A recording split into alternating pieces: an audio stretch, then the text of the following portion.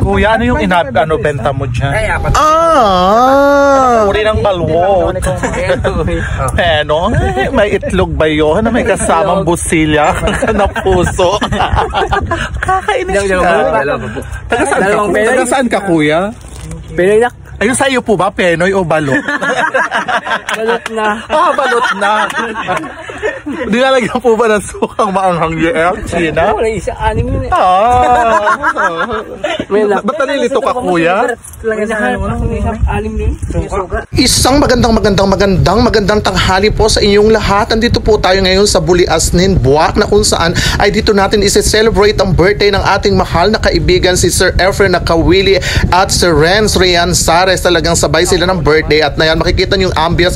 Napakaganda pala sa lugar na. It is my first time na makapunta dito at talaga namang nakakaakit. Napakalamig ng simoy ng hangin at talaga namang makakapag-relax ka ng maayos. Kaya pumunta na po kayo dito po sa Buliasnin yan. Dito sa bayan ng Buwak na kung saan ay talaga namang dumayo pa tayo dito upang makinta ang ganda at ang aliwalas ng lugar. At napakaganda po ba yan ang mga experience. Bumili kami ng balot at ng penoy. Ay, yung aking biniling penoy ay bulok kaya hindi ko nakain. Kaya ganyan man din naungo si Sir Efren Nakawili. Talagang siya masama ang loob dahil yung kanyang binayad ay hindi sulit.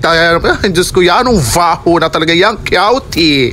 Pero ayan po, nandito na po tayo at nag-celebrate na tayo. Bumili si Sir Efren ng isang case na Sun Miglite and Red Horse. Bumili rin pa syempre ng liempo at ng manok para sa kanilang birthday na dalawa ni Renz Rian Sares. Shoutout po sa mga taga San Antonio na kasama natin sa araw na ito at sa celebration ng birthday ni Sir Efren Nakawili at ng kanyang kaibigan. At isa nga po palang napakasayang experience ng ganito at talaga naman tayo ay nakakilala na naman ng bagong mga kaibigan. At saka bukod sa lahat ay nakaagaw pansin sa akin dito ay napakaganda talaga ng ambience ng lugar at talaga napakaganda ng paligid. Talaga namang maaakit kayong lahat at kayo ay hindi magsasawang pumunta rito. Napakaganda ng lugar. Kaya naman hindi ako nagsayang ng oras at panahon na i-video ang lugar na ito. Tingnan nyo, napakaganda at aliwalas ng karagatan, napakapantay ng walang alon. At bukod sa lahat ay kahit pwede nyo dalhin dito ang inyong mga kaibigan, barkada, ang inyong jowa or minamahal sa buhay. Kaso wala naman ako niyan. Ayan, kaya bigyan nyo po ako guys ng aking makakasama sa pagbabalik kong muli dito. At talaga naman ako'y nag-aisa man din ng video at nag-vlog dito sa lugar na ito at nag-ainom yung ating mga kasamahan kasi hindi naman po ako nag-iinom kasi bawal sa atin ang pag-inom sa kasalukuyang panahon. Ayan, kaya bigyan nyo po ako ng mababaho ang butbut. Ako po ay nakain ng tangkal, nakain ng bayawak at nakain ng buhangin. At samahan nyo po ako dito sa ilalim ng inagaon ng mga kafunuan para tayo ay mag-enjoy at gahanap tayo ng fakaw.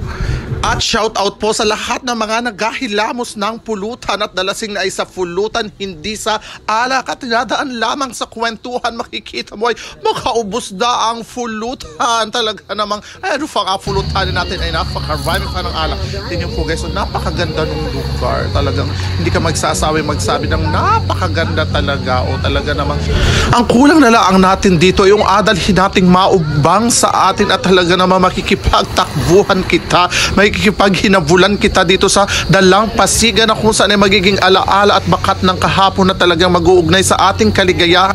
Thank you so much for watching. Please follow this page.